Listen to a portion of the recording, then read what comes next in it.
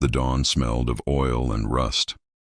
When Lara Azevedo passed through the gates of CAU Base, Urban Action Command, the world was still dark blue.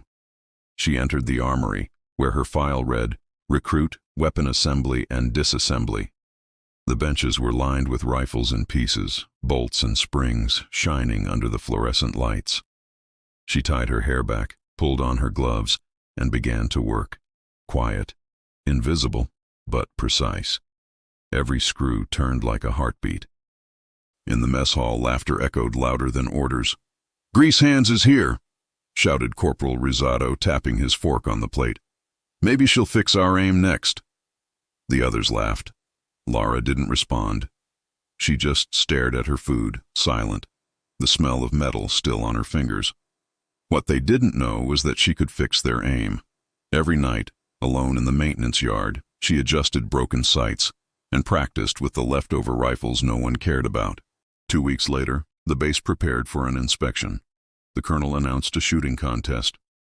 Whoever hits the target at 800 meters gets a weekend pass. The men lined up, confident. Lara stood behind them, wiping a barrel. The colonel noticed her. "You, the mechanic, you ever fired one of these?" A pause. "Only when they jam, sir." Laughter again.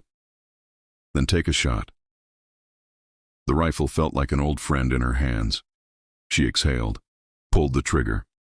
The bullet sang and split the bullseye. The courtyard froze. Even the wind seemed to hold its breath. Rizzato's grin vanished. The colonel approached, eyes narrow but impressed. "You're not just fixing weapons, Azevedo. You're building them to perfection, including yourself."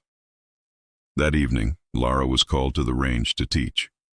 The same soldiers who mocked her now listened as she explained the math of wind, distance, and breath.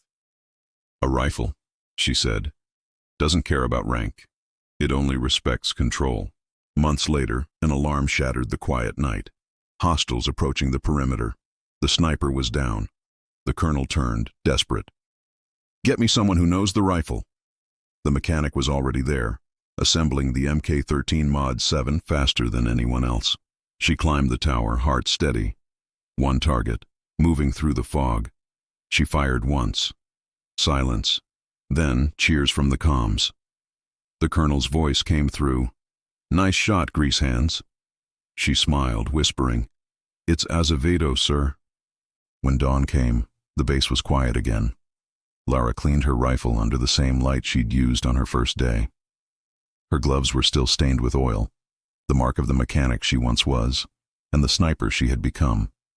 No applause, no medal, just silence and the smell of steel.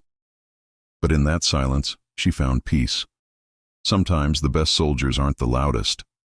They're the ones who aim true, even when no one's watching.